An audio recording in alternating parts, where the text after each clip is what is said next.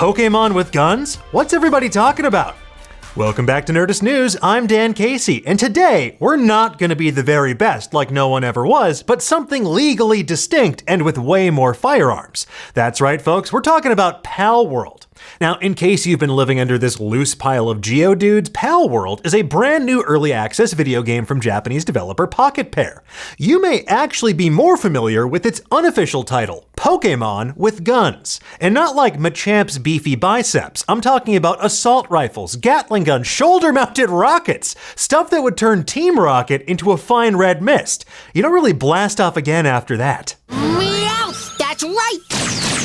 Palworld has been skyrocketing up the charts on Steam, selling over 8 million copies in only 6 days.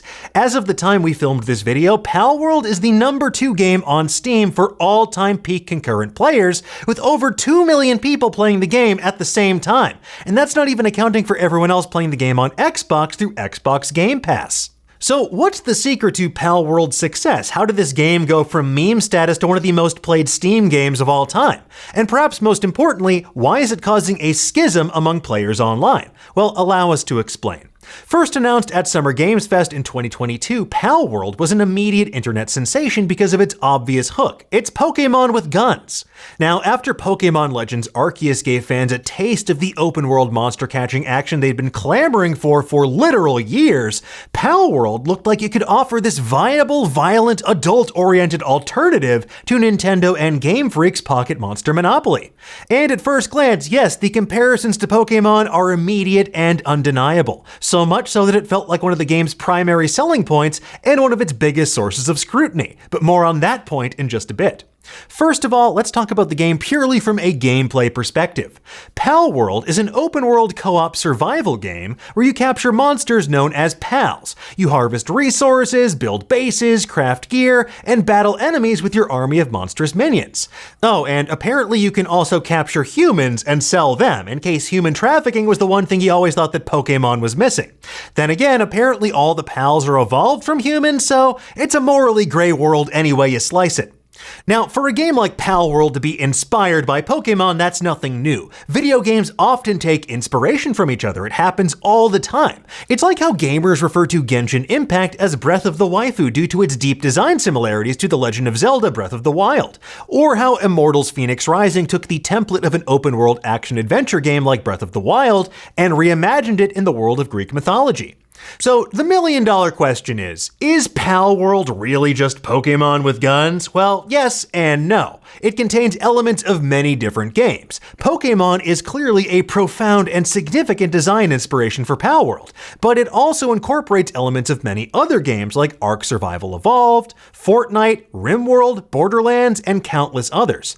And Palworld is also hardly the only game to take extremely direct inspiration from Pokémon. From Digimon to Monster Rancher to Yokai Watch to Temtem and beyond, there are countless games that have sought to fill the hole in our hearts that can only be satisfied by collecting monsters and making them battle each other for sport.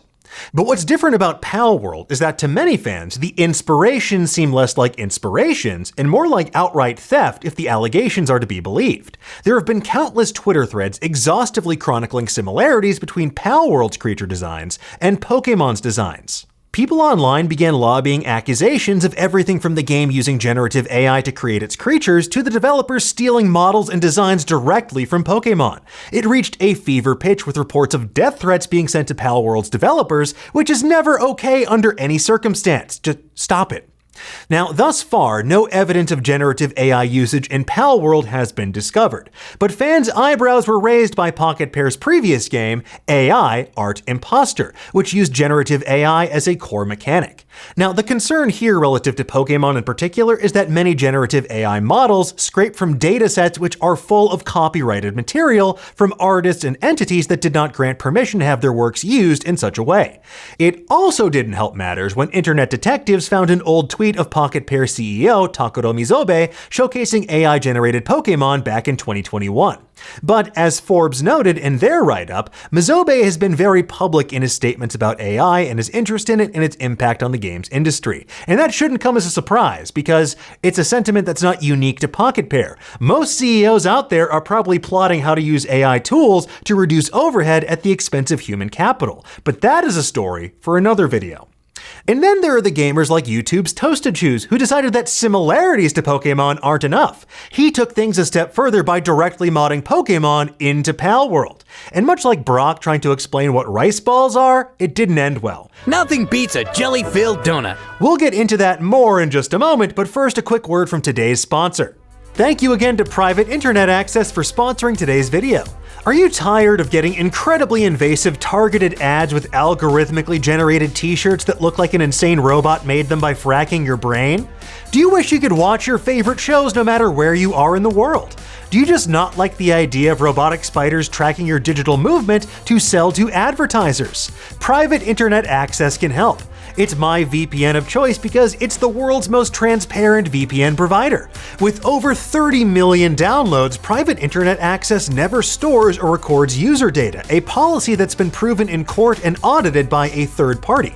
Now, in case you 3D printed a rock and have been living under it, let me explain. A VPN is short for a virtual private network. It lets you hide your IP address and safeguards your internet connection through an encrypted tunnel. Kind of like when the Roadrunner's able to run away to safety while Wile E. Coyote runs smack dab into a stone wall. It's like that, but for your data. That way people or corporations can't steal your private information or find the massive archive of Naruto and Frasier fanfic that you definitely have on your computer. Not mine. Private Internet Access is available for all platforms: Windows, Mac OS, Android, Linux, iOS, and many more, so you can protect all your devices with a single subscription. It lets you change your IP address to one of 84 countries and all 50 states, so you can protect your data and surf the web how you want. Or, watch the top secret version of Netflix that Minnesota won't tell you about. Use the link in the description below to get 83% off Private Internet Access with 4 months free. That's just $2.03 a month. It's risk-free with a 30-day money-back guarantee and 24/7 customer support. So once again, if you want 83% off Private Internet Access with 4 months free, click the link in the description below. So thank you again to Private Internet Access, and now let's get back to the video. Okay, now where was I? Oh yeah, the guy who modded Pokémon into Palworld. Folks, if you know one thing about Nintendo, you know that Waluigi's real name is Jimmy Papadopoulos. And if you know two things, you know that Nintendo has a reputation for being extremely litigious when it comes to their intellectual property. After Toasted Shoes teased the Pokémon mod on Monday, Nintendo's lawyers had it nuked from orbit on Tuesday. That is very fast. However, it wasn't until Thursday that Nintendo and the Pokémon Company finally broke their silence regarding Palworld proper, or as they like to call it, another company's game released in January 2024. With guns. On Thursday, the Pokémon Company issued a statement about Palworld reading, "We've received many inquiries regarding another company's game released in January 2024. We have not granted any permission for the use of Pokémon intellectual property or assets in that game. We intend to investigate and take appropriate measures to address any acts that infringe on intellectual property rights related to the Pokémon. We will continue to cherish and nurture each and every Pokémon and its world and work to bring the world together through Pokémon in the future." There's nothing like sandwiching some ominous portents of potential future litigation with a heartwarming promise to achieve world peace through catching them all. Now, in all seriousness, this is hardly a surprising response from the Pokémon Company, given the fact that Palworld's nickname is Pokémon with Guns. It is all over Palworld's SEO. Think about it. You don't say Palworld without including Pokémon in the same breath. And just look at this guy. Who does that remind you of? Yes, that is like Pikachu and Totoro had a baby, and that baby now is a Gatling gun. Anyway, speaking with GameFile, former Pokémon Company Chief Legal Officer Don McGowan had this to say: "This looks like the usual rip-off nonsense that I would see 1,000 times a year when I was Chief Legal Officer of Pokémon. I'm just surprised it got this far. Now, as for how much further Palworld will get, that remains to be seen, but its momentum doesn't seem to be slowing down anytime soon. It's not the first game to draw inspiration from Pokémon, and it won't be the last. So, fingers crossed its immense popularity won't just be a matter for acrimonious legal battles and capital D online discourse. Rather, we're hoping that this will inspire the folks at Game Freak to take even more risks with the Pokémon franchise and give us all what we really want: a sequel to Pokémon Team Turbo. Or, like Pokémon Black and White 3, whatever's easier. Anyway, folks, there you have it. That's everything you need to know about Palworld and why giving Pokémon the right to bear arms has everyone online up in arms. We'll keep covering this story as it develops over on Nerdist, but in the meantime, tell us, what do you think? Have you played Palworld? Is it a Pokémon clone, or does it stand on its own? Meowth, that's right! Let us know in the comments below, and for the latest and greatest in the world of pop culture, make sure you stay tuned to Nerdist.com.